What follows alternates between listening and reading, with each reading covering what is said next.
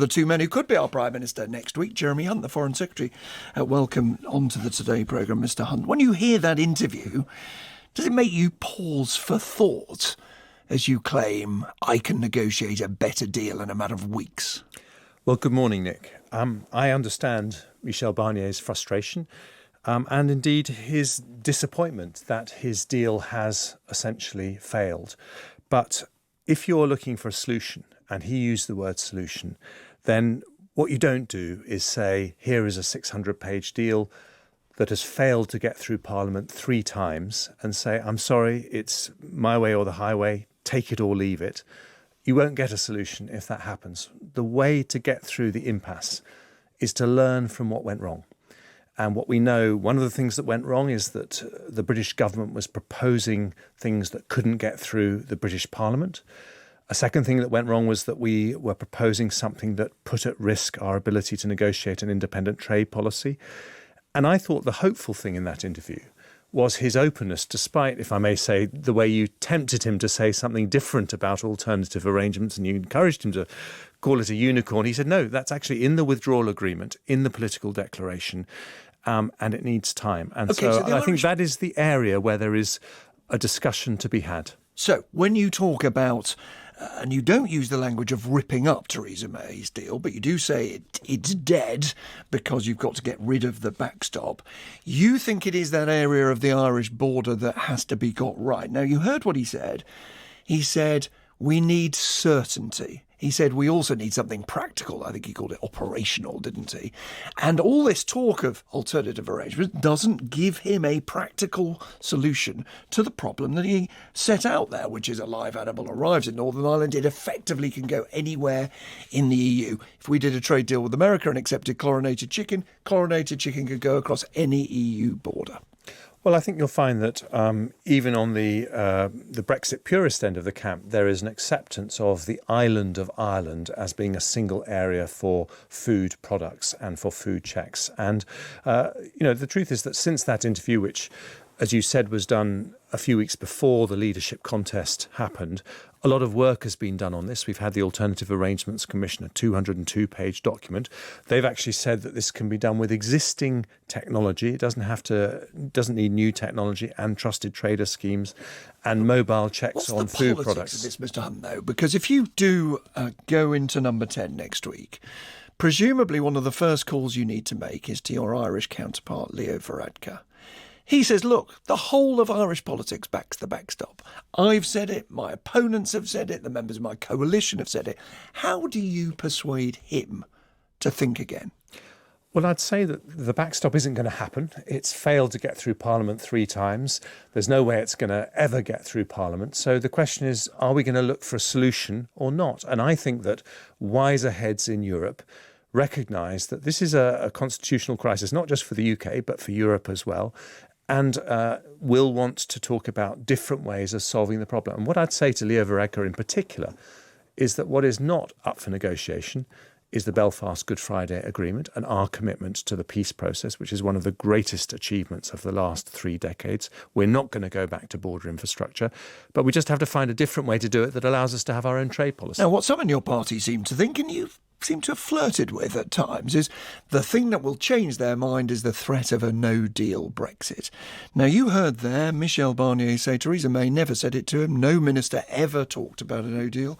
Martin Selmayr, top man in Brussels, said to me earlier in the programme that he didn't believe Britain was ready for a no-deal. Do you actually believe it's a credible threat?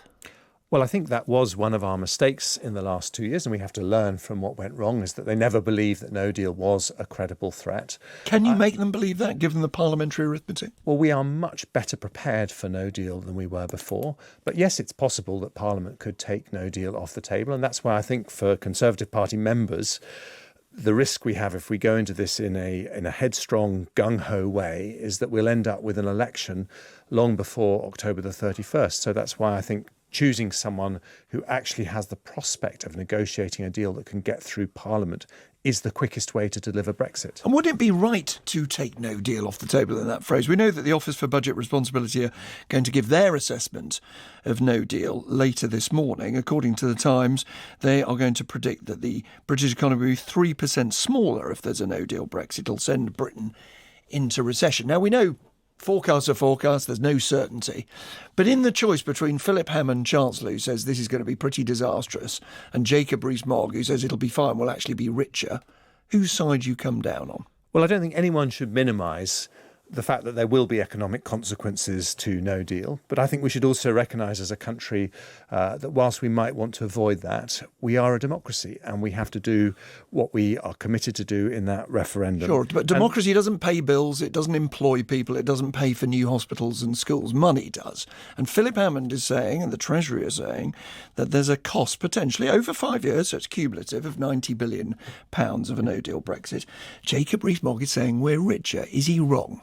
Well, I think would be richer, sorry. Yeah, I believe that if we had, even with the shock of a no-deal Brexit, over time we could make it work and we could flourish and prosper and we could indeed become richer as a country. But I wouldn't minimise the fact that there could be a short-term shock. And I just make this one point to European friends listening, that I think the mistake that we have made from the UK side is that we've thought in the end the Europeans will be rational economically, and they haven't. They've thought of Brexit as a political issue, and they have thought about the political future of Europe, and that has mattered to them.